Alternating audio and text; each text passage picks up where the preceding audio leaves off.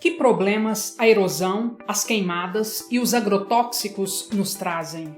O que podemos fazer para reduzir esses problemas? Estes são os assuntos do vídeo de hoje. Já deixa aqui o seu like, inscreva-se no canal.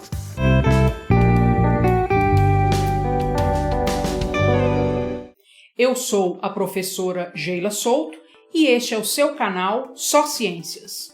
O que é erosão? O solo, assim como as rochas, também sofre a ação do intemperismo, ou seja, as chuvas, as variações de temperatura, os ventos, acabam causando sua desagregação. As partículas do solo são então removidas e transportadas para outros lugares, como vales, lagos, rios, oceanos. Isso é a erosão do solo e com ela vem o desgaste da terra. Os solos cobertos por vegetação natural são protegidos pelas copas das árvores contra o calor do sol e contra o vento. A água da chuva, ao invés de cair direto no solo, cai antes na copa das árvores, o que funciona como uma proteção. Isso, sem dúvida alguma, funciona como uma proteção para o solo contra o impacto da força das gotas de chuva. Outra coisa muito importante é que a rede formada pelas raízes das plantas ajuda a segurar as partículas do solo. Enquanto isso, a água vai escorrendo pela terra, tornando-a mais porosa. Isso facilita a infiltração de parte da água, evitando assim que se forme grandes enxurradas que poderiam levar a parte superficial do solo. Tudo isso torna a erosão muito lenta. Você sabe como o desmatamento e outras atividades humanas, como a agricultura e a criação de gado, aceleram a erosão do solo? A maioria das plantas cultivadas pela agricultura tem poucas folhagens, não conseguindo proteger o solo contra a água das chuvas. As raízes são curtas e ficam espaçadas nas lavouras, por isso não formam uma rede capaz de proteger o solo. Muitas plantas cultivadas não cobrem o solo inteiro, deixando-o exposto por muito tempo, o que acelera a erosão e prejudica a fertilidade do solo. A criação de gado prejudica o solo quando a quantidade de animais for muito grande para o tamanho do terreno. Nesse caso, o pasto e o pisoteio excessivos podem destruir a vegetação de maneira que ela não será mais reconstruída. Você já ouviu falar em mata ciliar? Sabe o que é? É aquela vegetação que fica nas margens dos rios e lagos. Se ela for retirada, parte da terra em volta do rio vai para dentro do rio. O acúmulo de terra no fundo vai fazendo o rio ficar mais raso, de maneira que isso vai dificultar o escoamento. Isso se chama assoreamento e contribui para o transbordamento dos rios nas regiões vizinhas e, consequentemente, tudo isso aumenta as chances de inundações. Podemos citar algumas formas de evitar as enchentes. Por exemplo, evitar o assoreamento, evitar o acúmulo de lixo, proteger a mata ciliar, proteger as áreas verdes das cidades, manter bueiros desentupidos. Outro problema decorrente do desmatamento. Sem a vegetação, as encostas dos morros correm muito mais risco de desabar, causando vários problemas, principalmente para as pessoas que vivem nesses locais, Causando aí, então, consequências terríveis, inclusive morte de muitas pessoas. A partir de agora, veremos algumas técnicas agrícolas que podem diminuir a erosão. Em locais muito inclinados, onde o risco de erosão é maior, as plantações podem ser feitas em terraços ou degraus. Essa técnica é chamada terraceamento ou cultura em terraços. Isso diminui a velocidade de escoamento da água e, consequentemente, diminui a erosão.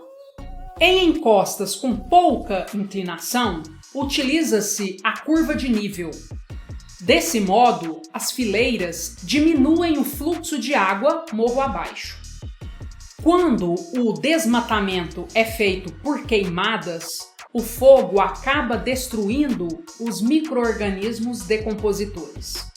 Dessa forma, a fertilidade inicial do solo, que resulta dos sais minerais presentes na cinza, é totalmente passageira. Sem os micro-organismos, a decomposição diminui. E, como sabemos, com o passar do tempo, os sais minerais também diminuem. A perda de sais minerais deixa o solo mais exposto, acelerando o seu empobrecimento. Além disso, as queimadas poluem a atmosfera e prejudicam a nossa saúde.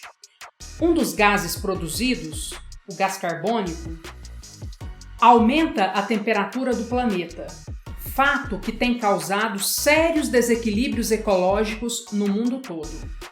Nos casos em que a queimada é realizada de forma não controlada, ela pode se alastrar por várias partes, inclusive em áreas de proteção ambiental.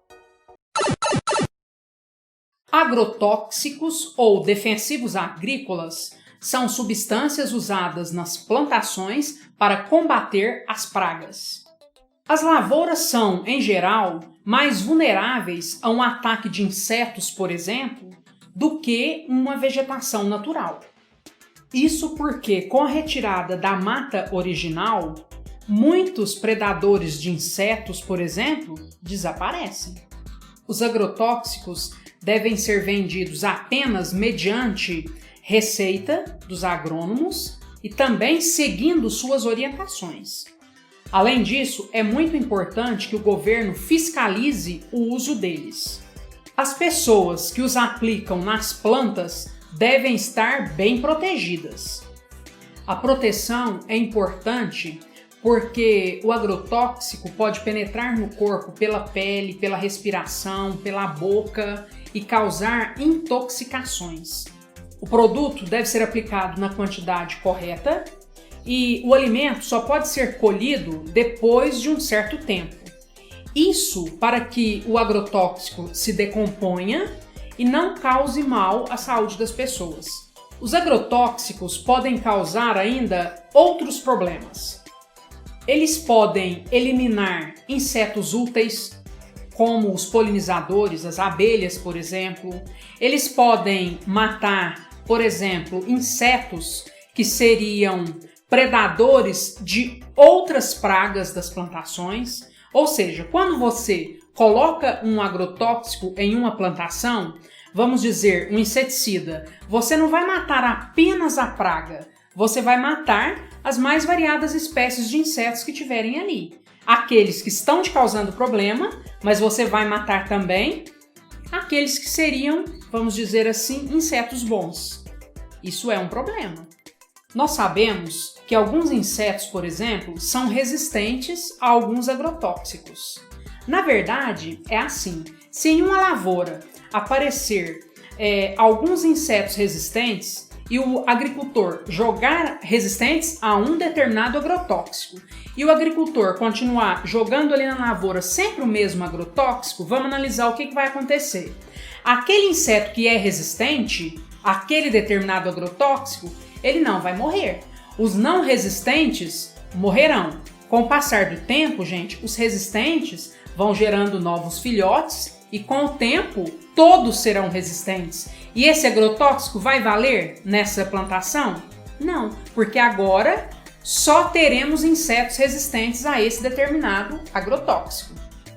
Devido a tudo isso, hoje se prefere o chamado manejo integrado de pragas.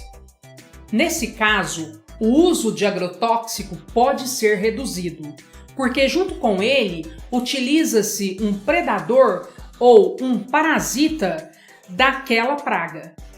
Vamos a um exemplo. Digamos que a gente tenha uma lavoura de soja que esteja infestada com lagartas. Essas lagartas vão destruir completamente essa lavoura.